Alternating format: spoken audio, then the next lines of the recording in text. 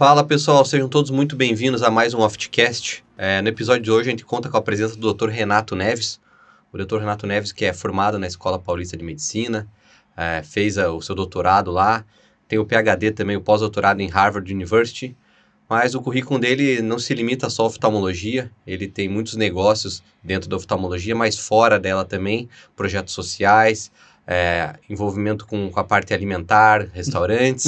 Então a gente vai discutir um pouquinho tudo isso, ele vai trazer um pouco desse insight de quem tem o olho não só na medicina, na oftalmologia, mas também um olho um pouco fora disso, e é isso que a gente vai discutir hoje. Então eu queria dar boa noite ao Bernardo e boa noite ao Dr. Renato.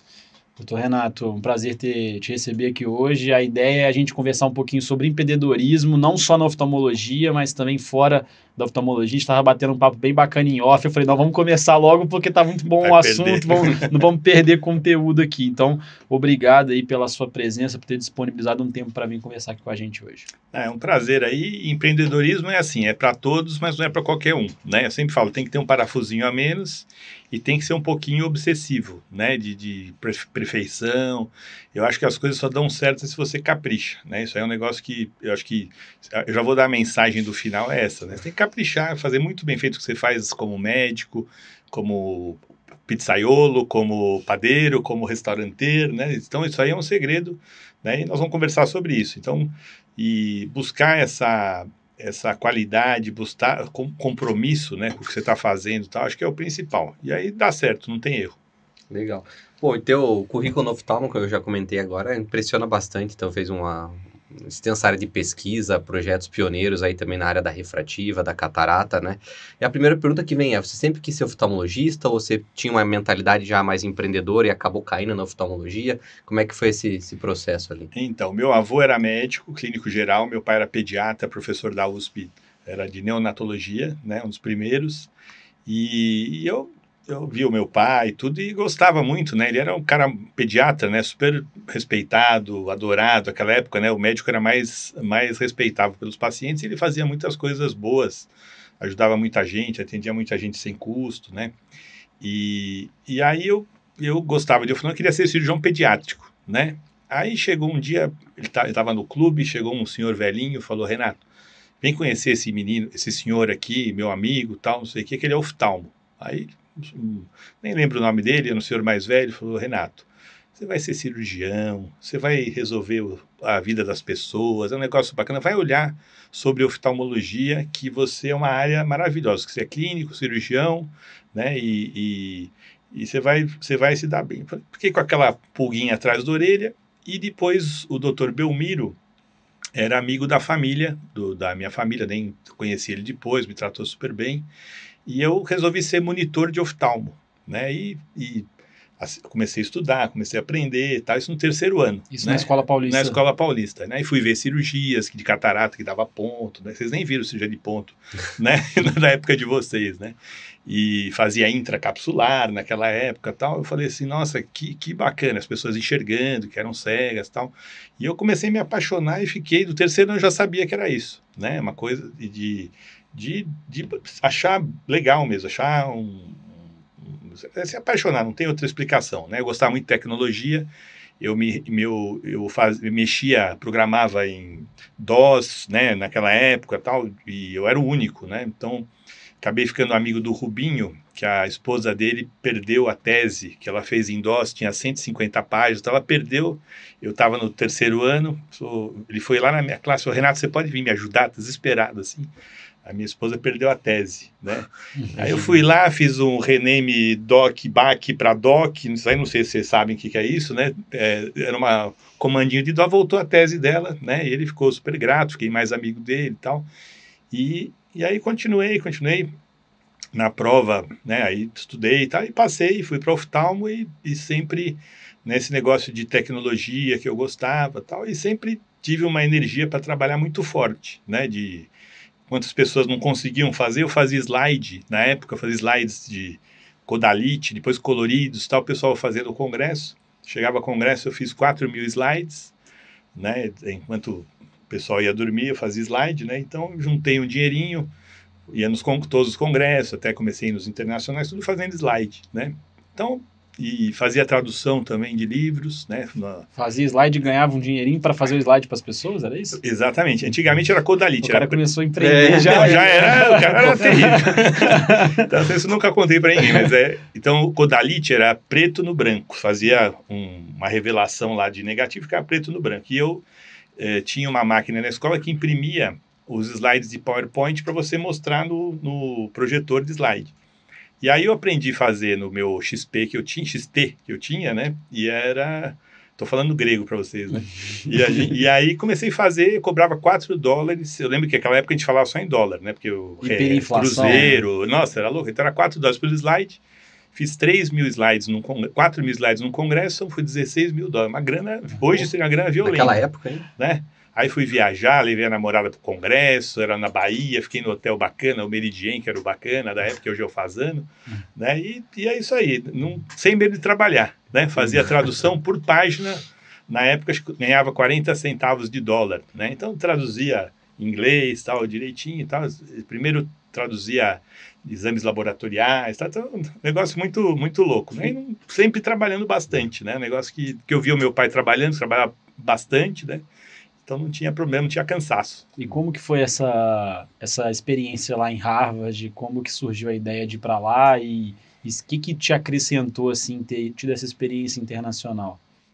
Então, eu fiz, né, mestrado, né? Hoje em dia nem todo mundo faz mestrado, vai direto para o doutorado. Fiz mestrado, fui o mestre mais jovem lá da Escola Paulista, com 23 anos, eu já era mestre. Depois fiz o doutorado, não fui o mais jovem, mas fui um dos mais jovens, né? E aí tinha um doutorado sanduíche, né? Que você ia pelo CNPq, te dava uma bolsinha enquanto você fazia... e fui fazer imunologia ocular, né? E o meu professor, que era o Foster, fazia imunologia ocular e tratava artrite reumatoide, com afinamento de córnea, aquelas coisas, uveites, né? E eu fazia na Escola Paulista uveite e transplante de córnea. Só desculpa te interromper, esse Foster está até hoje na ativa, né? Eu fiz um curso lá em Harvard de 2018, ele ainda estava lá na ativa. Não, ele assim, apesar de ele ser um cara muito duro, é o maior conhecimento que eu já vi na vida, assim, uma coisa fenomenal. Ele discutia, vinha gente do mundo inteiro, então ele juntava 12 fellows. Parte do uveite também. Uveite, né? E doença imunológica, né? Artrite reumatoide juvenil e tal, que era, né, o pessoal ficava enxergando, né? Eu fui há pouco tempo, né, de 25 anos depois, eu fui de novo, fiquei uma semana com ele lá, que eu estava aprendendo infusão para doenças imunológicas, né? E eu vi, em 2 dias, 27 birdhots, né? Não sei quantos vocês já viram na vida, Só na prova do CBO. Só na prova do CBO. Sempre cai. Eu fiz na vida real. Eu vi 27, né? Acho que eu tinha visto um também, assim, para quem fazia o diagnóstico. Falei, é incrível, né? O cara... Que é referência nacional, né? Recebe muito caso. Ele disse que vai aposentar esse ano, que ele faz 80, né? Nossa. Mas eu duvido, né? Porque ele é incrível, com 80 anos mesmo, ele é maravilhoso. E aí fiquei com ele, né? Eu fazia clínica e fazia pesquisa. 50% pesquisa, 50% com ele. E a pesquisa naquela época era o PCR, né? O PCR era manual, tinha 41 passos com pipetagem, com diluição e não sei o quê. Demorou uns 4 meses para eu conseguir fazer um dar positivo ou negativo, porque era muito difícil, né? Não era, né? Não tinha o chefe do laboratório era um peruano, ele pipetava 100 frascos em 10 segundos. Não sei como ele fazia, pá, pá, pá, pá. E eu lá, pá, né? Então era bem difícil, mas foi uma experiência incrível também. Eu publiquei lá nos Estados Unidos 32 trabalhos só nos American Journal, Ophthalmology e tal, que naquela época era muito difícil, né? E aí eu voltei para o Brasil, o Rubinho, né, que era ainda muito meu amigo, meu mentor, né, ele que falou, vai para Harvard, esse cara é um diferente, você quer fazer imunologia, quer fazer uveites, ele que me orientou, me apresentou, fui aceito de 40 pessoas que queriam, eu fui um dos 4 que foram selecionados, né, por causa do Rubinho.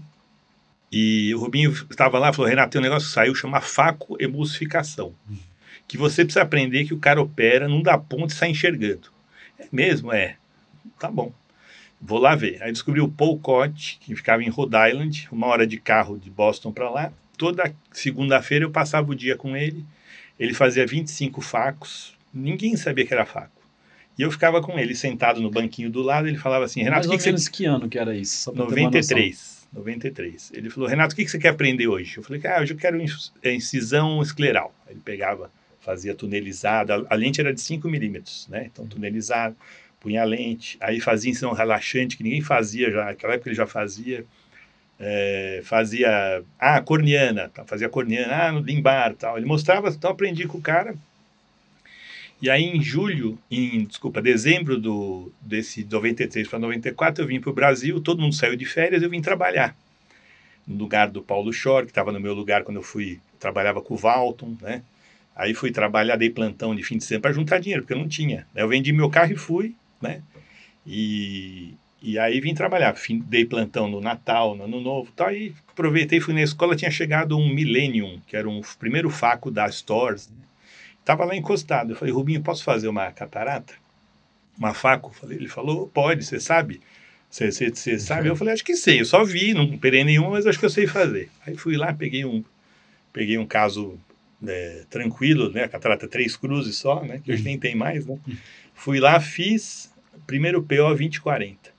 Levei para o Rubinho, falei, dá uma olhada, cisão, né, escleral, curva que se fazia, né, ao contrário e tal. Ele olhou, ficou chocado, paciente com 20/40 no primeiro PO, era incrível, né? E olho branquinho e tal, né? Aí falei, Renato, quando você voltar, você vai ser o chefe da catarata. Eu falei, beleza, aí fui estudar catarata. Lá a gente tinha a Xerox. Você ainda chegou então a voltar para os Estados Unidos depois disso? Aí voltei, fiquei mais, acho que 8 meses, né? E aí voltei em setembro. E aí nessa hora eu fui lá e aprendi a faco, né, raiz, né? Fui lá, o Kelman me deu aula, o Kelman que inventou a faco. É o padre, né? Me deu aula. O nome da ponteira, né? O cara que inventou a faco, ele conta a história, que ele tinha dinheiro numa bolsa para desenvolver o faco com a microincisão, e ele desistiu, no dia que ele desistiu, ele foi no dentista, que ele estava com uma cárie faz muito tempo, ele viu o barulho, aí ele falou, é isso, aí ele foi fazer a faco. São histórias antigas aí, né? O pessoal mais jovem gosta dessas histórias, né? Então ele foi, aí fui ter aula com ele, fui ver ele operar, foi só o Steiner, que era o professor chefe da catarata da Harvard também. Em Boston, ele morreu, né, tadinho, há pouco tempo, aí foi chefe da ESRS muitos anos, tal. Também ia ver operar. Tem vários vídeos antigos da Allergan, da Alcon, que eu estava em todos os vídeos, junto com o Steiner, preparando. Então, me desenvolvi mesmo, voltei, né? Só que quando eu voltei, já estava todo mundo fazendo faco. Era o Arnaud, o Lincoln, né? E estavam começando lá. Aí voltei e falei, bom, não vou ser chefe mesmo, mas vou ensinar os meninos. Aí peguei 5 meninos, um para segunda, um na terça, um na quarta, um na quinta e na sexta. E ensinei, né? Para cada um ensinar no seu dia os fellows de catarata, né? Isso aí foi. Então foi, né, eram 5, viraram 25, viraram 125. Aí foi rapidamente espalhando. E foi espalhando, né? Então foi legal. Isso mais ou menos 93, 94. 94, que foi a volta. E nessa época você já se instalou no Brasil e começou a trabalhar aqui também. Aí comecei a trabalhar. Nessa época, né, você volta muito afiado, né? Então, ainda mais em imunologia que ninguém sabia, quando eu vi um caso, né, uma uveíte, tinha citomegalovírus, fazaides na época. Fazia bem, manda pra mim. Né? Não, na escola mesmo, não tinha consultório, não tinha nada. Aí voltei trabalhando, voltei a dar plantão sábado e domingo, né, que era assim que a gente ganhava dinheiro, né. E aí voltei trabalhando. E quando que foi essa transição, assim, para começar parte de empreendedorismo, no sentido de abrir a sua própria clínica? Como é que foi quando você abriu o seu consultório lá? Como que começou essa parte, assim? Então, minha avó deixou uma casa para os netos, né? E o meu irmão era médico, ele reformou, o meu irmão é mais velho que eu, era urologista. Ele reformou, tal, eu fiquei com uma salinha lá, e o meu pai me deu um refrator, uma lâmpada de fenda e o cadeira e coluna, né? E aí comecei a atender os amigos que queriam fazer lente e tal, não cobrava, né? Aí consegui um Sul América na época, que era um convênio e tal. Meu pai, que era médico, mandava os clientes também. E devagarzinho a gente foi. E a gente, nessa época da faco, né? O Marcelo Cunha me convidou para a gente montar um serviço de faco dentro do Hospital 9 de Julho. Que não tinha hospital geral, né? A história é bem comprida, né? Não tinha hospital geral. que fazia cirurgia de catarata para as pessoas que já estavam aprendendo. Isso aí já era 95, 96, né? E aí ele me convidou, eu tomava conta de tudo, funcionando, não funcionando e tal, e a gente começou a fazer faco. Aí, em 6 meses, estava fazendo 400 facos por mês dos médicos que vinham. A gente fez curso, trazia os médicos. Tá? Então, foi o primeiro centro de catarata que tinha. E, a partir disso daí, a gente comecei a ganhar um pouquinho mais de dinheiro, né, com esse serviço aí, até o dia que eu ganhava 25 mil reais por mês, né, que era um salário bom e tal. Aí eu morava nos Jardins, passei na frente de uma casa na Avenida Brasil, olhei e falei assim, putz, eu vou abrir uma clínica, né, com um centro cirúrgico ambulatorial, que era minhas duas coisas que eu queria, um centro cirúrgico ambulatorial e uma ONG, né, eram as duas coisas que eu voltei dos Estados Unidos que eu queria fazer, e a clínica, lógico, né, quando desse. Aí passei, quanto era o aluguel? 25 mil. Eu falei, putz, eu ganho 25 e vou gastar 25. É só pirado mesmo que faz essas coisas, né? Hoje eu não deixaria o meu filho fazer e tal. E aí fui lá, aluguei, né? Tava reformado, era o showroom da Brastemp. Tinha acabado de reformar, tava arrumadíssimo, bonitinho e tal. Comprei um faco, comprei um microscópio, uma mesa e o meu consultóriozinho ficou naquela sala lá que eu atendia. Fez só centro cirúrgico, então, lá. Fiz o centro cirúrgico e uma sala. Eu tinha 6 salas de consulta, né? Que eu tenho até hoje. E só que aquele equipamento que eu tinha, eu coloquei lá. E aí, por sorte, o meu pai me mandou um amigo, falou, esse aqui você não pode cobrar, que ele é duro, né? E ele era da comunidade libanesa, né? Não cobrei e tal. Ele falou, Renato, eu te agradeço, eu vou te mandar uns amigos. Aí ele mandou a comunidade libanesa inteira, inclusive o Paulo Maluf, que era, na época, prefeito, ele veio operar a catarata comigo. Saí no jornal, no Estadão e tal, aí foi, né? Aí vai, né? Então, a gente aí começou a crescer no boca a boca, que era essa história. Os outros médicos, né, tinha que dar ponto, aquela história toda. Não, o meu deitava lá, saía enxergando. Né? Cirurgia sem ponto aí. Sem ponto. Nessa época tinha muita gente fazendo extra ainda, né? A maioria era extra. Maioria. E aí quem fazia faco começou a se destacar bastante nessa época, imagina. Então, resumo assim, que ele teve uma ideia que trouxe de fora, algo inovador que ninguém estava fazendo e acabou se destacando por isso também, né? Eu falo sempre assim, tem alguns trens que passam na medicina e na oftalmologia. Então, por exemplo, a injeção para DMRI, né, é um trem que muitos retinólogos pegaram, que fazem 80 por mês, 100 por mês, 500 por mês, o pessoal faz mesmo e funciona. E é uma coisa que não tinha antigamente. Só que se você é o pioneiro e você entende o que você está fazendo, você vai junto. Você leva, né, as pessoas junto, vão atrás de você, né?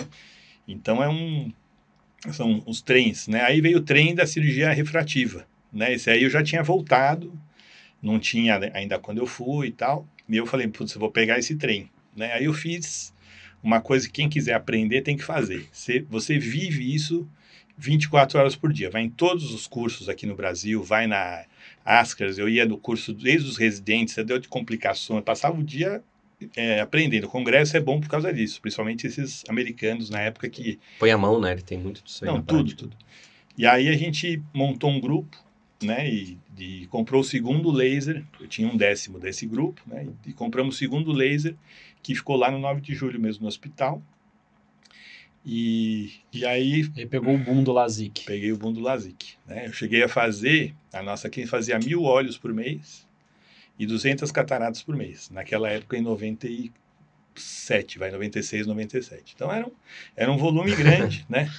Bom, e aí vem os reveses, né? Eu sempre falo que a gente é um banco imobiliário, né, de oftalmologia. Então, lembra aquela carta do reveses? Aí o Serra virou ministro, né, e falou assim, a cirurgia de miopia aqui é acima de 1 grau, agora é só acima de 7. Né? E de 1.000 cirurgias foi para 50, de um dia para o outro. Né?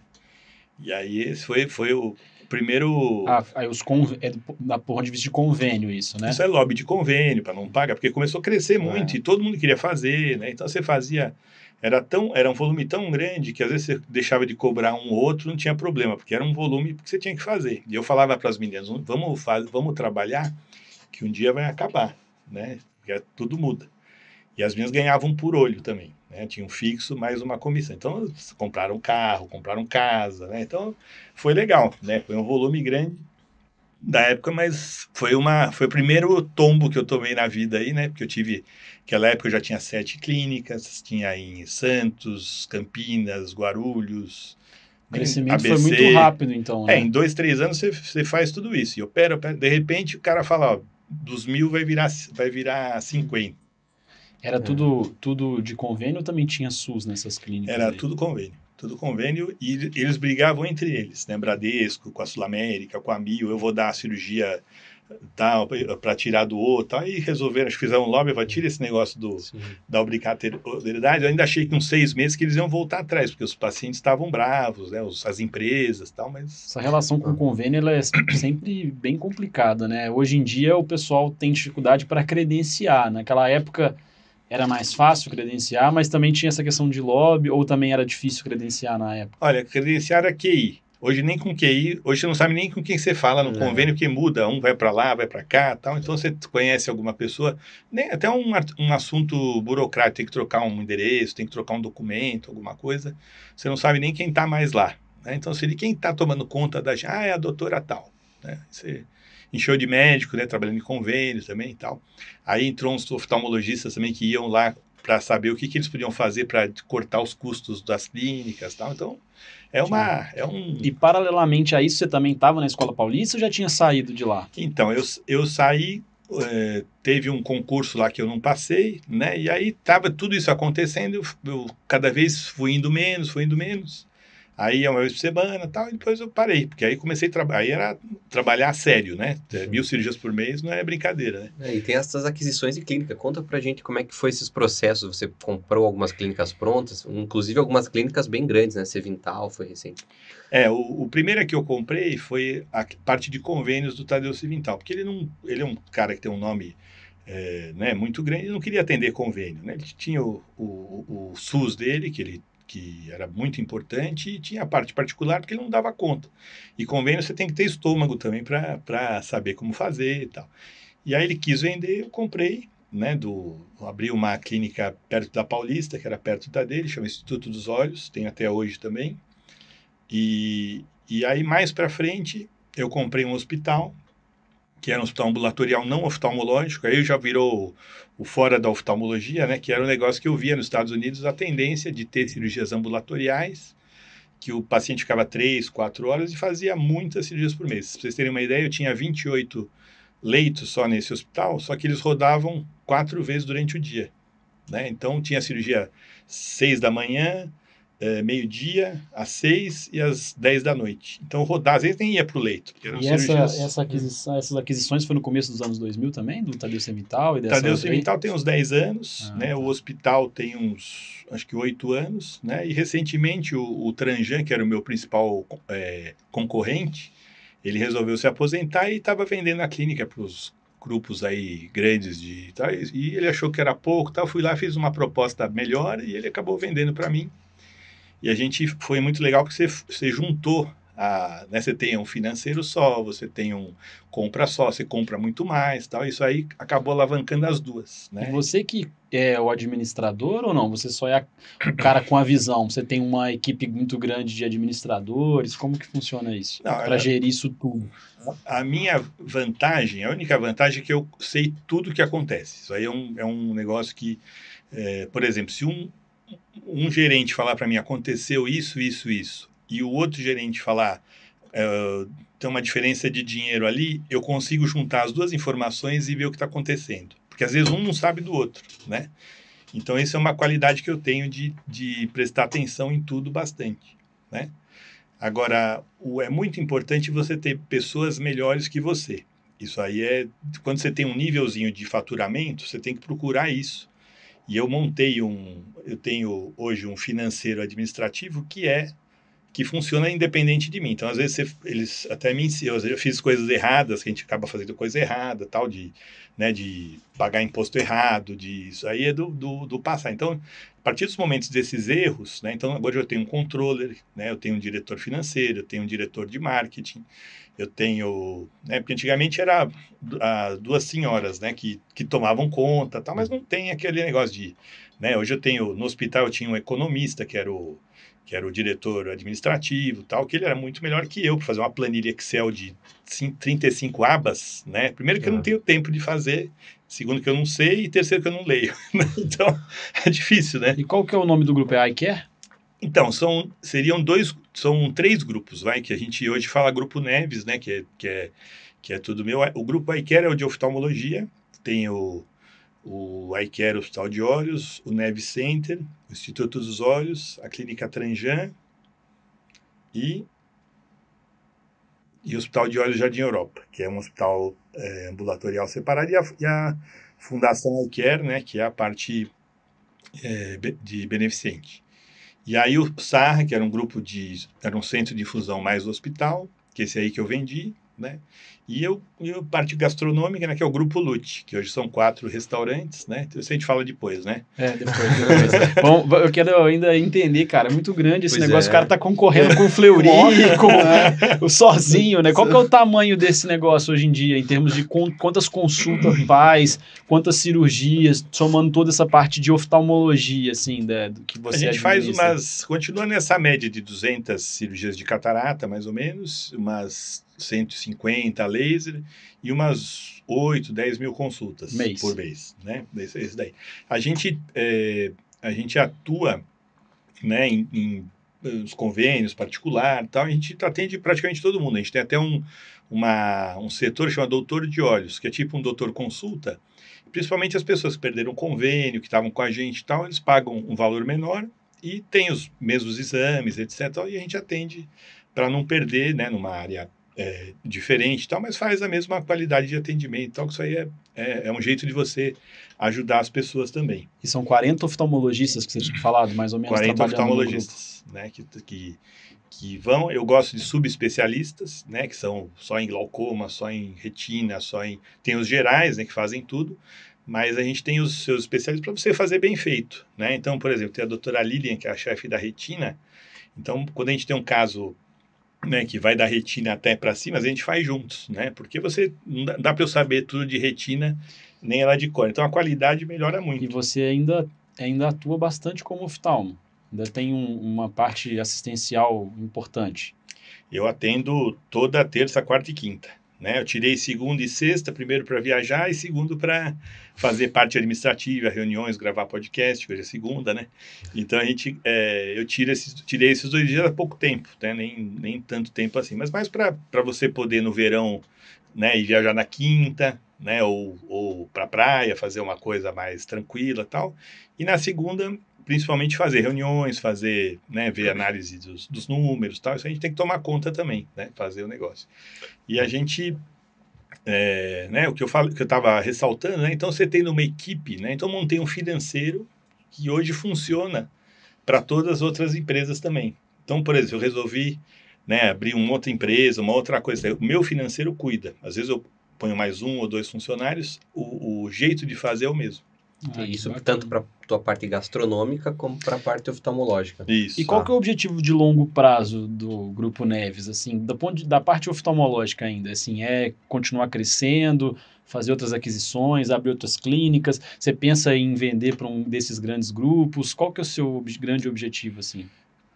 Olha, o meu objetivo é fazer bem feito. Esse é o número 1. Né? Eu não pretendo, né, essa venda que eu fiz com o Fleury, eu fiquei um pouquinho decepcionado, né, porque eu nunca tinha vendido nada, né, só tinha comprado, e eu gosto mais de comprar mesmo, né.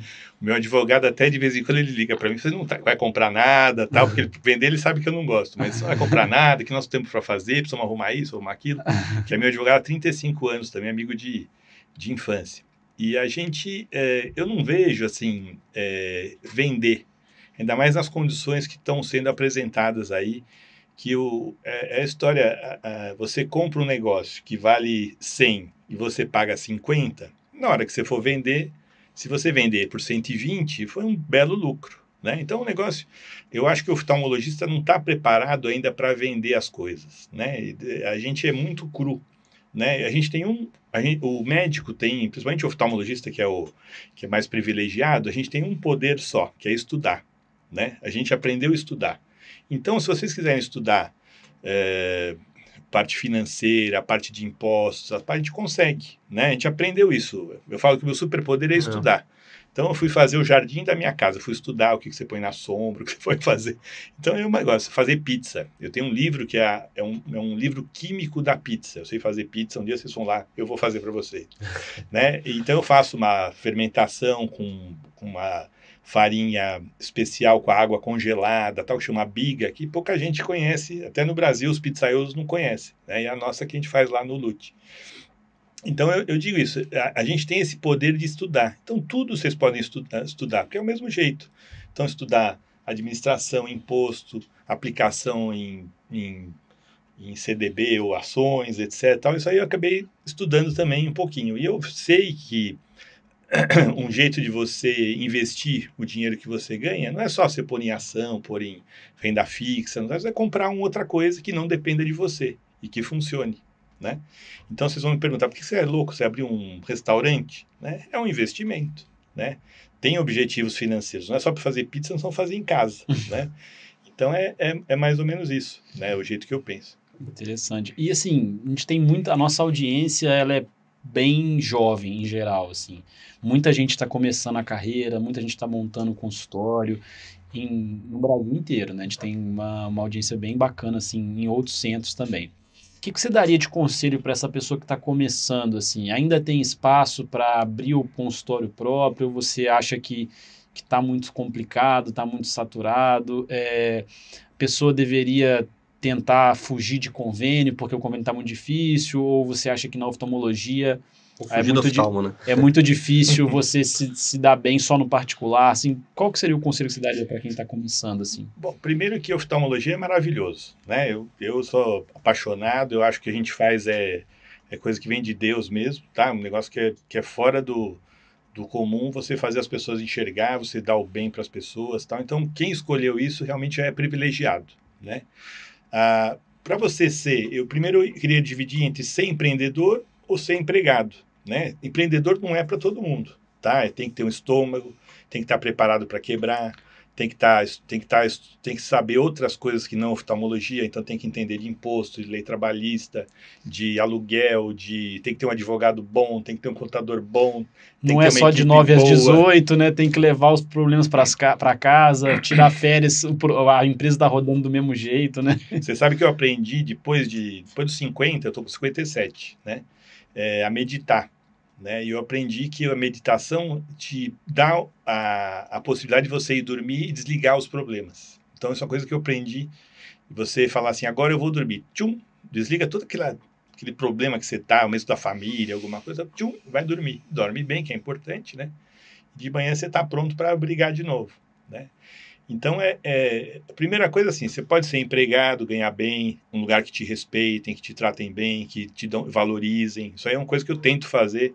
Todo mundo que trabalha comigo, desde o mais simples até ao mais PhD, é assim, é respeitado, recebe direito, recebe no dia, recebe bem, né, dentro de um negócio. E às vezes é suficiente para você. Você não precisa ter a preocupação do 13º que vai vir agora, que eu estou preocupado, né, que pós-Covid aí, né, o Covid foi muito difícil. Imagina, a gente ficou 4 meses parado, tentou fazer teleconsulta, videoconferência, nada, né, fizemos 2, para você ter uma ideia. Fizemos post, Instagram, impulsionando, nada, 2 consultas. Então foi muito difícil, né, o governo ajudou um pouquinho com aquelas coisas, tal, mas foi bastante difícil. Não tinha empréstimo no banco, a gente teve que fazer, né, então foi difícil. Então, você pode ser empreendedor ou não. Empreendedor é uma montanha-russa, né? Aqui no Brasil, então, é maravilhoso, né? Imposto, né? Você não sabe o que vai acontecer, que ministro da economia vai ser, sobe, Petrobras dava 40% de retorno, agora não dá nada, vai dar nada, tá? Então, é aquele negócio. Então, você tem que ter estômago, tem que ter jogo de cintura muito grande e tem que aprender. Eu acho que tem que ter um mentor, né? Não precisa ser oftalmologista, mas alguém que te ensine a parte empresarial, a parte estudar, fazer curso, mesma coisa, intensivão para você saber alguma coisa. Network, muito importante, quem vai te levar Você não vai fazer networking nós 3 aqui, porque todo mundo vai mandar cliente para você, né? Mas network é importante. De quem você vai receber os pacientes, convênio particular, depende muito. Tem cidades que estão 10 anos atrás de São Paulo. Então tem lá a Unimed, você consegue Unimed, seu pai tem, então vai lá e atende Unimed, que é o que é a regra da cidade. Aqui em São Paulo já está numa fase mais difícil, o pessoal atende particular, cobra mais barato, né? Faz um volume, pega cirurgias em volume para ganhar pouquinho e fazer bastante. Isso aí quando você é jovem, né? É mais fácil. Quando você é mais velho, eu já não aguento. Mas as meninas cirurgiões que a gente tem lá, por coincidência, são todas mulheres, né? As de catarata, elas aguentam lá. Boa. Eu fazia 39 cataratas num dia. Saía com espasmo de acomodação, né? Com dor do pescoço e tal. Depois ia fazer massagem, né? Então não dá pra fazer ginástica, né? Então a minha época era isso aí. Hoje em dia eu faço 10, 11, tá bom, né? E olhe lá. Não é fácil, não. E eu acho que antes de entrar na parte dos outros negócios que tem do empreendedorismo, além da oftalmologia, contar também acho que do trabalho voluntário e também tem aquele o Aging, como é que é o nome? Aging Institute. Institute. Isso. Como é que funciona esses dois? Qual foi a motivação? Então, como eu falei, duas coisas que eu queria trazer dos Estados Unidos que eu vi. Lá nos Estados Unidos todo mundo ajudava, né? Tinha uma parte que era muito forte de ajudar as pessoas. Lá é bom que você desconta no imposto de renda, né? Então você faz a doação do seu imposto no fim do ano, você pode dar, acho que 10%, aí você dá para a causa que você gosta. Mas eu me sentia na obrigação, ainda mais nessas épocas de volume, de ganhar bem e tal, de devolver. Aí montei a Fundação iCare, que é o nome da clínica da primeira que eu tinha, e comecei eu mesmo custear esses atendimentos, porque ninguém ajudava nada, o SUS, na época, a gente tentou credenciamento 5, 6 vezes no SUS, você não podia tirar do outro para dar para você, né? Cada um tinha a sua verba, você não podia tirar, eu fiquei esperando. Tentei comprar um SUS, também não consegui e tal. E fui tentando, e resolvi, vou bancar eu. E a gente acabou atendendo 50 mil crianças, né? Tem um caminhãozinho, ia nas creches, as creches iam lá e tal. A gente dava óculos, né? Para as crianças, fazia cirurgia, fazia tampão, fazia tudo. Fizemos vários tratamentos de autismo, que era miopia de 8 graus, 9 graus, estava criança fazendo tratamento de autismo, era miopia simples, né? E casos, assim, muito, muito bonitos de ambliopia que você tratou, tal. Então, a gente acabou fazendo. E na catarata também, a gente colocava dentro do dia de cirurgia, colocava alguns casos também para a gente operar. Pessoas indicadas, a gente ia em asilos também, fazendo, e fizemos acho que 4 mil cirurgias de catarata aí desse jeito, né? Agora a gente deve fazer no interior de São Paulo, aliás, gosto de convidar os seus ouvintes aí, quem tiver com uma mão boa, quiser ir lá operar com a gente e tal, mandar um direct para mim no Instagram. Pode falar isso? Bom, não pode. Eu falo para você não falar isso, que ia chover, gente. Eu quero fazer a catarata. Manda direto. Não, mas não é para você aprender. Renato. Entendeu?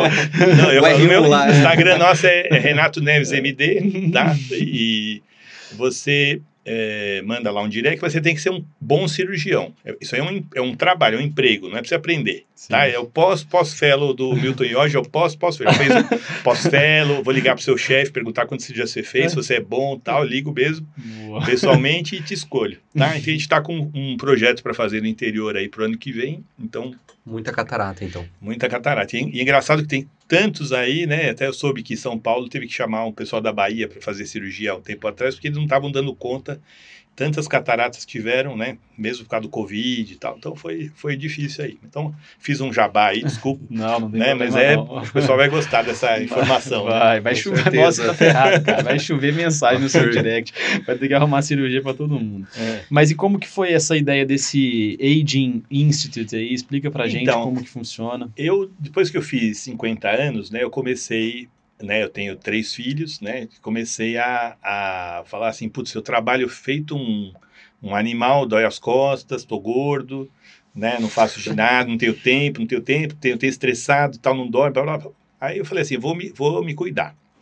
E aí fiz isso há 7 anos atrás, fui para os Estados Unidos e descobri umas clínicas que estavam começando essa parte da parte integrativa, né, e da parte de bem-estar e medicina do estilo de vida, né? E comecei a entender, emagreci 20 quilos, para vocês terem uma ideia, ganhei 3 de massa, né? Comecei a dormir, aprendi a meditar tal, e e isso evoluiu muito, tanto lá fora, né, dentro pareceu um pouquinho já, e nas clínicas, um dos amigos lá da Harvard, ele está na clínica de lifestyle, né, e medicina funcional da Harvard também. E aí visitei, conheci e tal, e achei muito legal porque você cura doenças, né, que são doenças do seu estilo de vida. Então, diabetes, hipertensão, câncer, são doenças que você mudando o seu estilo de vida, você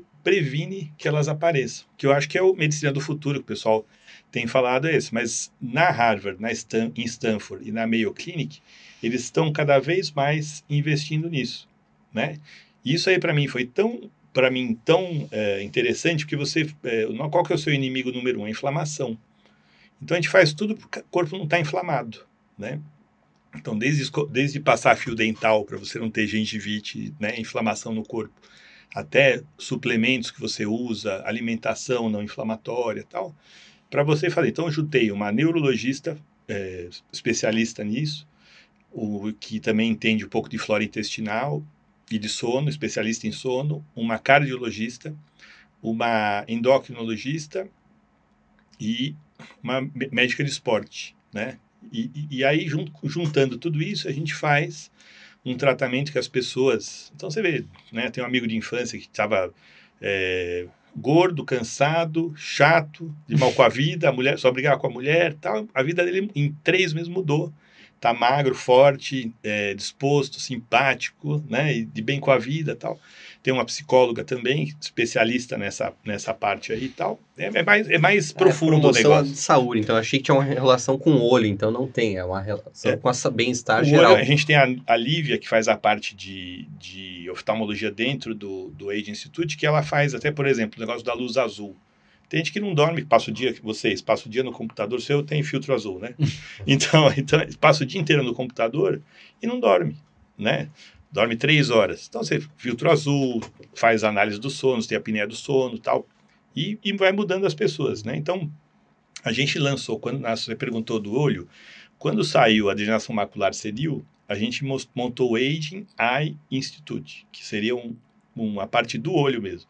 E começou a fazer posts sobre a degeneração macular, né? Então, hoje a gente faz, não sei o número exato, mas faz várias injeções tal, que vieram desde então, né? Que é um jeito, é um marketing, né? Você especializar no idoso, que tem diabetes, também tem...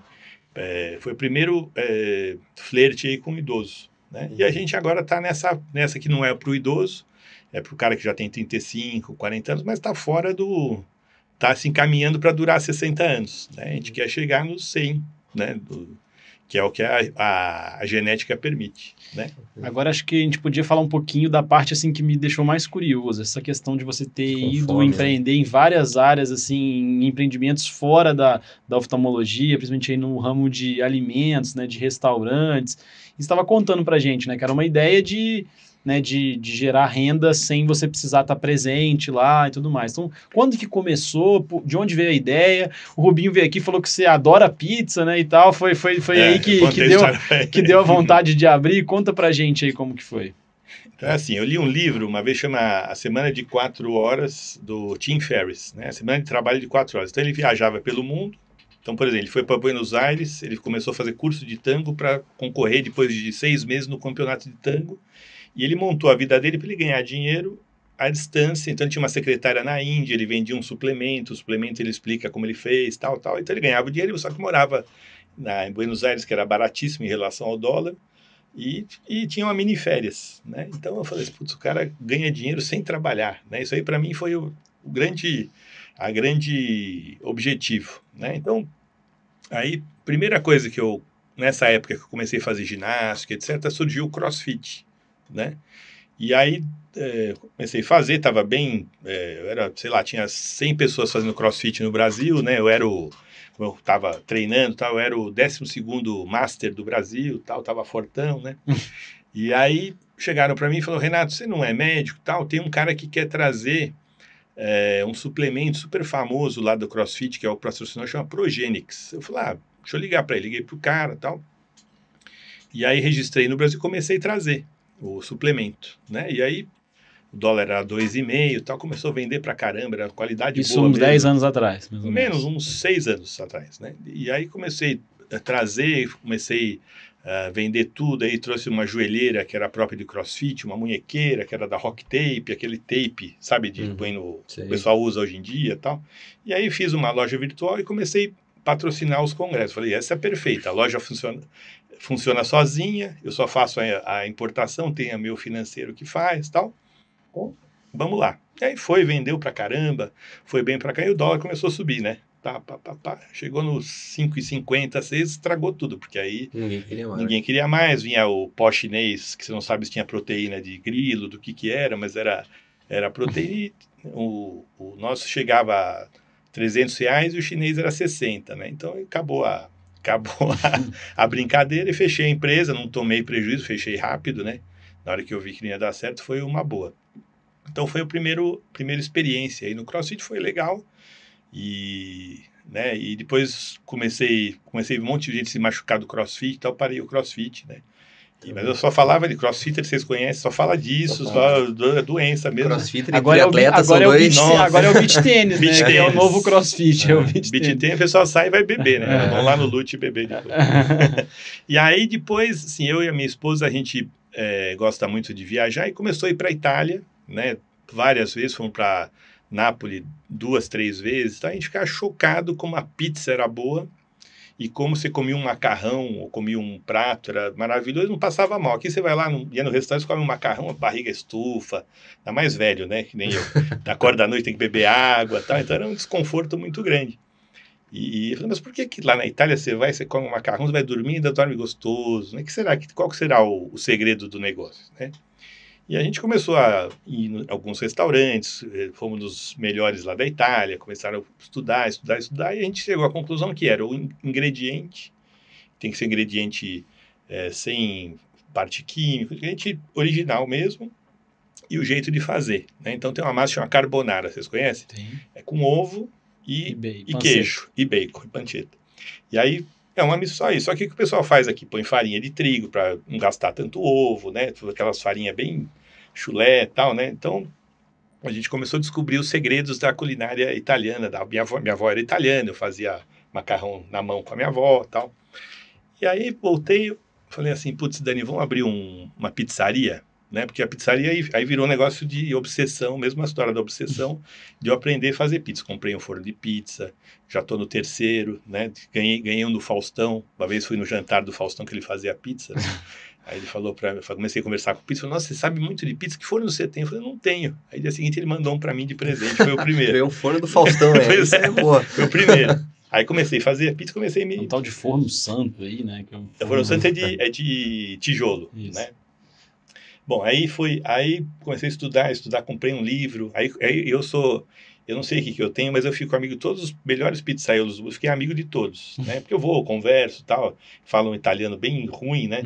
E tal, e fiquei amigo do Enzo Coa, que é o cara que virou a pizzaria, agora virou podcast de pizzaria, mas é rapidinho. Não. Ele fez o pizzaiolo napolitano virar propriedade da Unesco, né? Então é tombado pela Unesco, né? O pizzaiolo napolitano, então tem todas as características. Então eu fiquei amigo dele e tal, ele me deu um livro que ele escreveu sobre a bioquímica da pizza, que eu li, né, em italiano.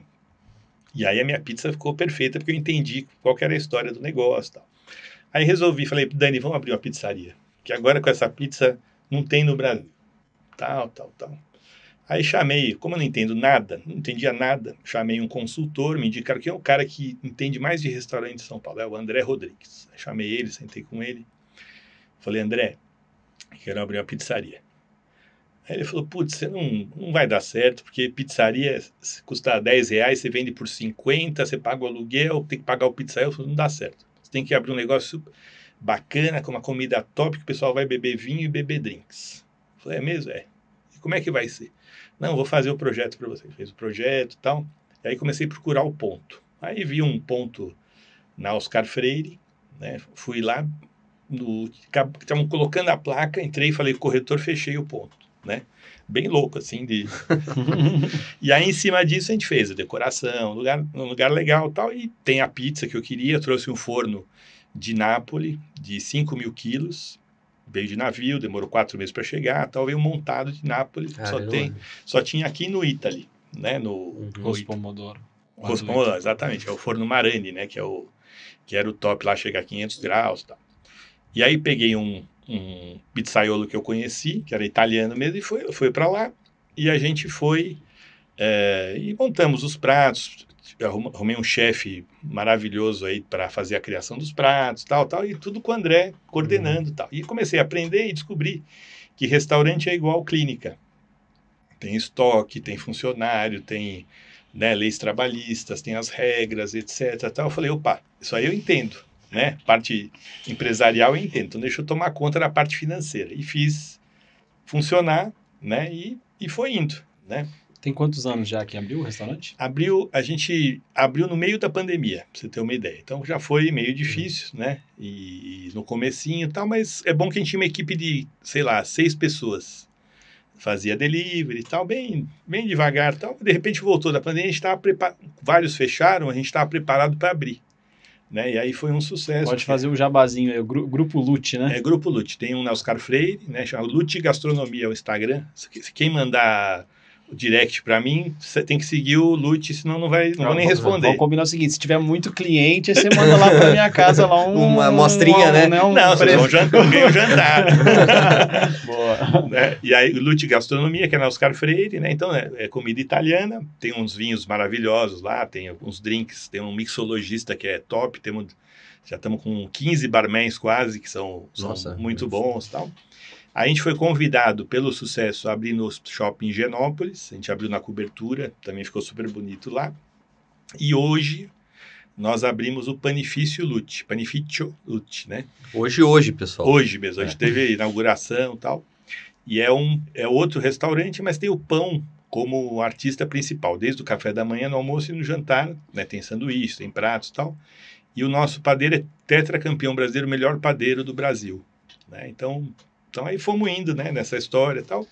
E é também um negócio que o meu financeiro toca, né, parte... Esses caras trabalham, hein? Esses caras trabalham, mas a gente vai aumentando, né? Eu tenho cabeça, né? Então tem as pessoas que vão lá ajudando, acrescentando. E tá indo bem. Nós vamos abrir o 4º restaurante, agora em abril, não posso falar o que é ainda, mas é um restaurante que vai ser vai ter as etapas, vai ter 7 etapas e 7 vinhos especiais da Itália, que vão ter lá os melhores vinhos do mundo. Tipo um menu degustação? É um menu degustação, mas com vinhos que são os melhores do mundo, da Itália, né? Tem o vinho, acabou de ganhar de novo a vinícola, é a melhor vinícola do mundo esse ano de novo. Então vai ter essa... Não posso falar. Sassicaia? Vamos procurar, isso mesmo. É o Solaia, né? Que é o vinho Sassicaia também. Mas o Solaia que é a nossa estrela principal lá, que é um vinho... E vai ser aqui em São Paulo mesmo? Vai ser em São Paulo, na Rua Barão de Capanema. Na mesma rua do Dom lá, né? Ao lado do Dom. Vai concorrer com o Dom. Não dá para concorrer, que ele é demais mesmo, mas quando tiver cheio o Dom, tem uma opção boa, né? Bacana, cara, que legal. E tá sendo prazeroso aí esse... Não, é assim, é o mesmo estômago que você tem que ter para oftalmo, tá? É o mesmo trabalho, é o mesmo... exatamente igual, estoque, te roubam, né? Aquelas coisas todas, te enganam, vem gente levar vantagem, né? Então, isso eu já tenho um estômago para passar por isso, né? Eu não gosto, lógico, ninguém gosta dessas coisas, mas a gente tem o estômago para fazer. E é um investimento, né? Então, essas épocas de investimento, quem tinha dinheiro na bolsa, quem tem dinheiro põe em renda fixa, mas aí a bolsa tem que dar mais com a renda fixa, você não está ganhando dinheiro na renda fixa, pensar bem, né? A inflação não está comendo, né? Então, por que por exemplo, o Abílio Diniz vendeu lá, tem uma grana lá, uma parte, o que ele faz do dinheiro? Ele comprou o Benjamin Abraão, né? E montou as padarias, é um jeito de você investir, né? Como eu acho que eu vou bem, o próprio primeiro Lute fez o segundo, que fez o terceiro e que fez o quarto. O dinheiro eu não tirei, né? Então, ele com o lucro de um, eu abri o segundo. Com o lucro dos 2, eu abri o terceiro. Né? E vamos para o quarto. Agora eu vou dar uma paradinha. Vamos respirar, vamos equilibrar e tal. A clínica acho que eu não vou vender, mas o restaurante talvez eu venda um dia, né? Porque não tenho tanta... Pela pizza eu tenho paixão, mas eu faço em casa. Mas, né, a oftalmologia é mais importante aí para mim. É a história da sua vida, né? É um negócio que dói mais, né? Para você vender e tal. Mas isso é legal de servir de inspiração para uma galera que está ganhando um dinheiro no consultório e tal, e não sabe onde investir. De repente, ter uma ideia dessa fora da caixa pode ser muito bacana, né? Você está numa cidade do interior, de repente, pode abrir uma franquia de alguma coisa, pode abrir um restaurante, enfim. Eu acho que é legal isso, né? Você ter outras fontes de renda. Eu acho que a diversificação, assim, é o último almoço grátis que existe. Você não depender só de uma coisa é muito importante. A pandemia mostrou isso, né? Imagina se você já tivesse... se bem que os restaurantes também iam ter fechado, mas imagina ter outras fontes de renda, assim, na pandemia, onde todos os consultórios fecharam. É uma coisa que ia ajudar bastante. Então, acho que vale como um insight do pessoal, né? Às vezes fica igual perdendo dinheiro na bolsa, né? Exatamente. Não, é um negócio que pelo menos você tem controle, é difícil e tal. Na pandemia, sabe que a gente ganhou dinheiro? Vendendo farinha. Porque eu comprava farinha pro Lute, pra pizza, que é a mesma farinha que você fazia pão. E aí acabou as farinhas que o pessoal fez muito, todo mundo sabe, amigos que fizeram pão em casa, né? Todo mundo se desenvolveu em alguma coisa. Então, pão foi uma coisa que não tinha. Então, eu tinha um estoque grande de pão e eu comecei a vender no Mercado Livre a farinha para o pessoal fazer pão em casa. Mas é um espírito empreendedor também. Eu tinha farinha sobrando no restaurante e botou no mercado. Quem ganhou dinheiro fazendo slide, vender farinha é tranquilo. É fácil, né?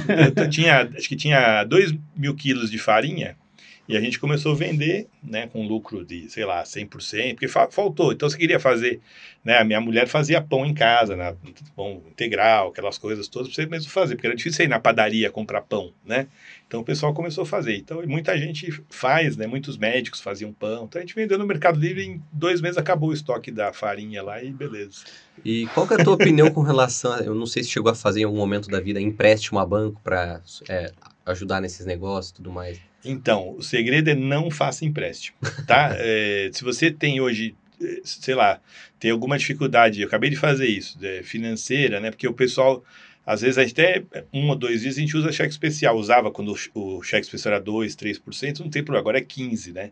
Então, o pessoal minha secretária, principalmente das contas pessoais, quando ela vai pagar, ela usava um pouquinho de cheque especial, porque convênio paga só quando eles querem, né? Cirurgia, às vezes não tem um fluxo de caixa e tal. Eu falei, olha, você não pode nunca mais usar cheque especial agora, porque agora está muito alto, 15%, né? Tive até que tirar um pouquinho da aplicação, cobrir os cheques, está proibida. Você está proibida. Mas pegar dinheiro em banco nessa agora não pode, tá? É melhor você tirar da aplicação, deixar tudo direitinho, imposto também. Se você conseguir, de repente você não tem dinheiro um mês, você não paga o imposto, mas paga no próximo. Também o imposto agora é IPCA mais 1%, né? Então, isso aí são o mínimo do empreendedor brasileiro para você entender tudo isso, tá? E aprender isso. Não pegue empréstimo para... vou abrir uma clínica, vou pegar empréstimo. Não.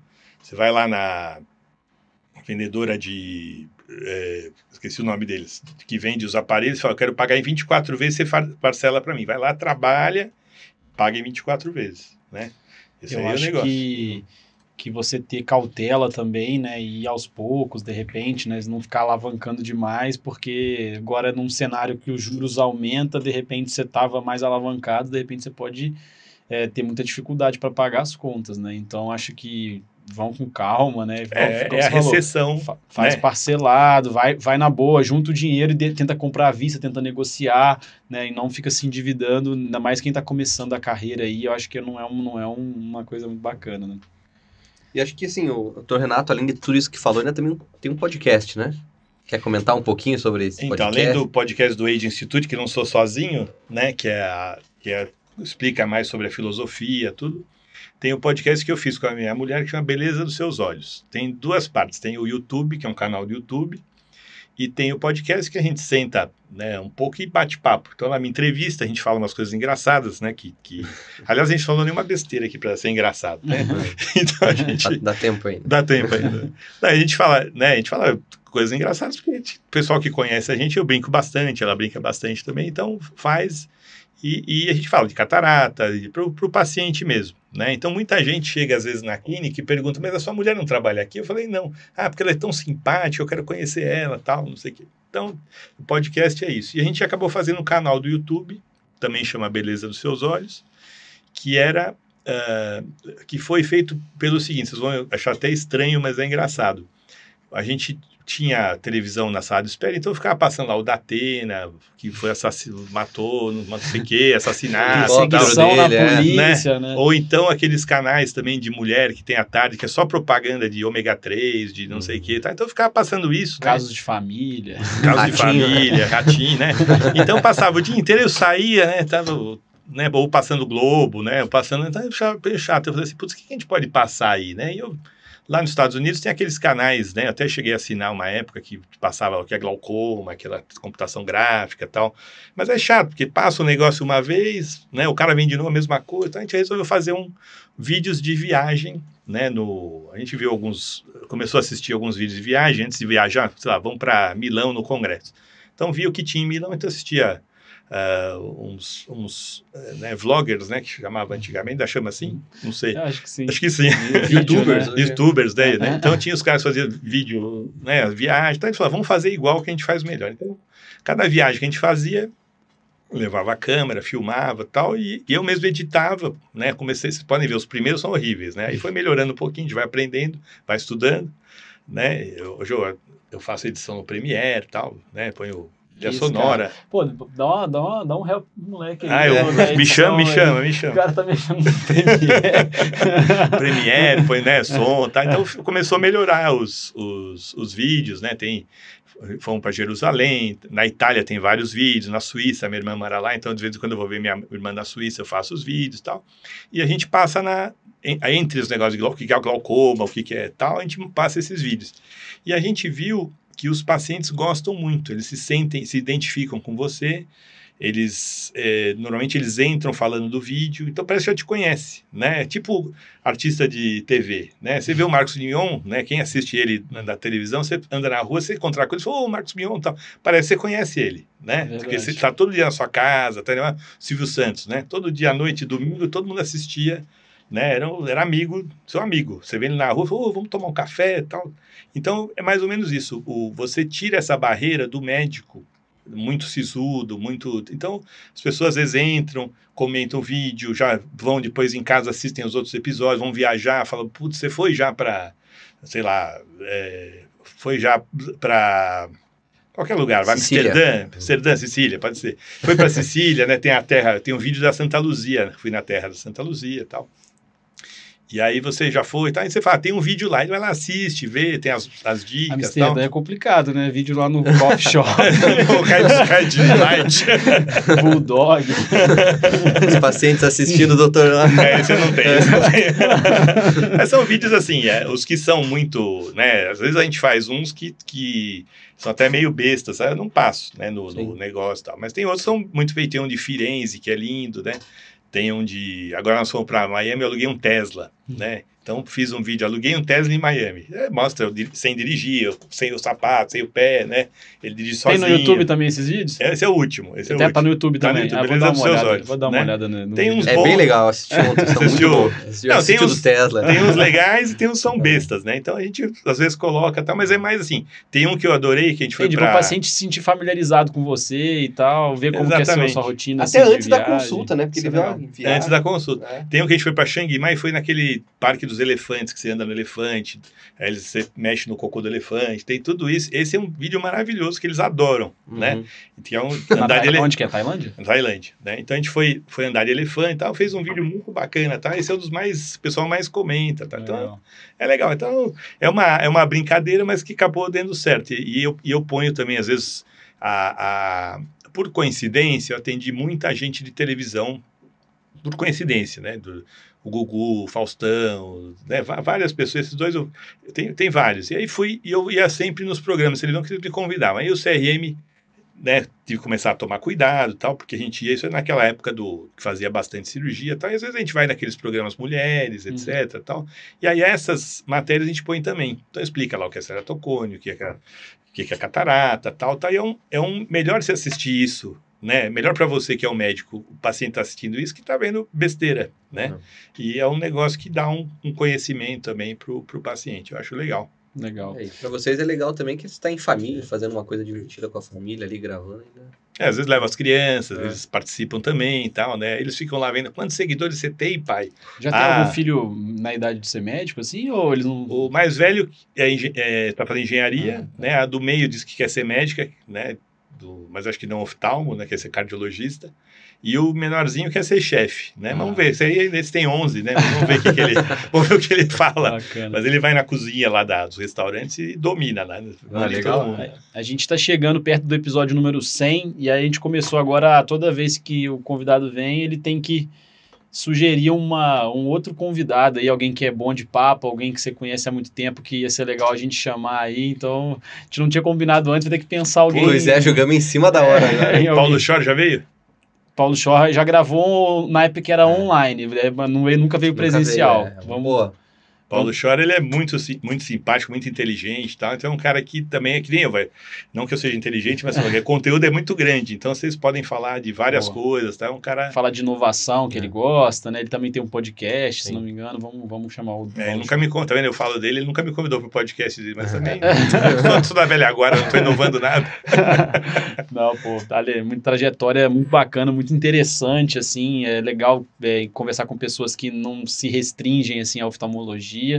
Eu acho que é uma virtude do médico você não ser aquela pessoa assim bitolada no oftalmologia. Isso te traz muitas outras coisas, eu acho que traz muita bagagem. Então eu queria te agradecer aí pelo ter aceitado o nosso convite, foi muito legal, gostei muito do papo, estou inspirado aí para empreender mais, para construir novos negócios. Eu acho que todo mundo vai se sentir de uma forma também inspirado, porque foi muito legal. Legal, e é legal assim, o pessoal mais jovem, né, tem a história de startup, né, vocês estão com esse, né, com o Oftcast, com a parte dos cursos, tal, é um negócio muito diferente que vocês mesmos, né, viram a oportunidade de fazer, então não precisa ser... Eu sou velho, eu fui no restaurante, na coisa assim, abri uma academia também uma vez, foi legal também. Na época do cross, tive um crossfit gigante, né? Esse cara já fez tudo. Acabei vendendo também. Já teve empresa de avião, empresa de ônibus. Exportador. Quando eu tinha 7 clínicas, eu tinha um helicóptero, eu ia pilotando helicóptero, né? Então eu fiquei famoso naquela época lá, o pessoal falava mal de mim pra caramba, né? Então... Cara, não mexe esse negócio de helicóptero não, cara. Helicóptero não aí daquela época caiu 4 no mesmo mês, eu vendi. Até um oftalmologista morreu, que era conhecido. Tal. O Fyodorov, lembra que fez a cirurgia de radial? Ele morreu no helicóptero também. Mesmo. Foi tudo na mesma época lá. Então eu vendi e nunca mais andei. Boa. Mas era isso aí. Mas obrigado mesmo. E vocês são mais jovens, né? Então tem outras oportunidades, essa parte, né, das startups, mesmo essas coisas, oportunidades que vocês veem, né? Aqui eu vi, é o que eu vivo. Né? Então, acho que a dica é essa. Fica sempre de olho. Como não depender tanto de vocês, também dá para ganhar dinheiro sem investir muito, né? Eu abri um restaurante e eles estão se comprando, os outros. Estão se abrindo os outros. Pode ser que chegue uma hora que eu quebre e feche os 4 de uma vez, né? Não tem madeira aqui. Aqui na Oft Review, a gente começou gravando com o celular e com...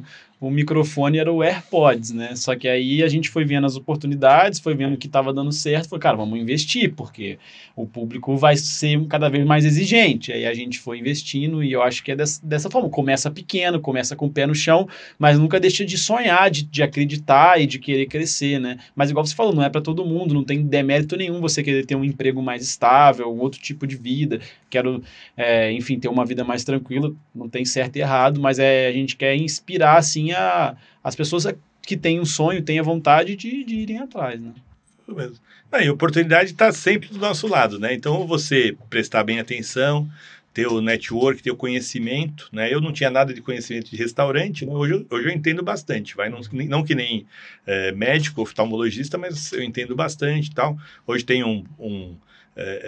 tem alguns especialistas junto de mim, melhores que eu, né? Tem o Lalo Zanini, que é um cara que já abriu 90 restaurantes, está no grupo lá também. Ele recebe as pessoas, é um cara é um restauranteiro mesmo, conhecido, tal, entrou lá no grupo, tal, e também ajuda a gente a fazer crescer. Então, se juntar de gente competente, que te dê o que você não tem, né, a parte financeira, tal, e vai devagarzinho e reinveste e garanta a sua renda de uma coisa e não mistura com a outra, né? Então, a empresa nunca mistura com a pessoa física, isso aí é uma base, né? E também, um dia vocês me convidam para como planejar o futuro, tá? Que eu comecei a planejar com 40, né? Se tivesse começado com os 30, eu não estava nem aqui mais hoje, né? Porque na época que foi o crescimento e tal. Então, isso é muito importante, tá? Guardar aquela história da reserva de emergência, guardar 10% do que você ganha a partir da hora que você começar a trabalhar. Põe lá no lugar e esquece, sabe? Aplica e esquece. Compração da Apple lá, esquece, né? Então, é um jeito. Mas quando eu comecei a fazer aquela cirurgia, só para vocês terem uma ideia como é que é. Quando eu comecei a fazer essas cirurgias, eu tinha um amigo que falou, olha, eu aplico lá no HSBC de Miami. Falei, manda um dinheirinho para lá. Eu falei, tinha $100 mil, eu mandei $100 mil. Aí passou, a moça me ligou e falou, tem umas empresas aqui que é empresas de tecnologia, Amazon, Apple, Microsoft e Google. Então nós vamos comprar esse negócio e eu acho que é o que você tem que fazer. Eu falei, tá bom, não conhecia nenhuma, para vocês terem uma ideia, não conhecia nenhuma. E aí comprei, em 4 meses ela me ligou e falou, Renato, a gente vai ter que fechar o fundo, porque a gente foi, pela escolha que a gente fez, não sei o que aconteceu, eles acharam que a gente estava com alguma informação privilegiada, mas aumentou 8 vezes, né? Então de 100 mil foi para 800 mil e tiveram que fechar o fundo. E aí eu resgatei, pus em outras coisas e acabei perdendo uma investimento bom, né? Se tivesse ficado, devia ter multiplicado por uns 50 hoje. Né? Incrível, né? Incrível. Mas foi 8 meses, 8 vezes. Uma coisa incrível, né? Então é isso. Tem um pouquinho passando, né? Tem um pouquinho de sorte, né? Tem um pouquinho de você. Esse aí foi sorte, porque eu não sabia nada. Só, né? Às vezes tem sorte também no negócio, né? Às vezes tem bênção, né? Mas a gente é isso aí, ficar sempre de olho, né? E não bobear, porque aqui o Brasil não perdoa muito, né? É muito difícil mesmo. É isso aí, pessoal. Então, obrigado, Renato. Obrigado, Bernardo. Esse é o nosso Softcast 95. Valeu, pessoal.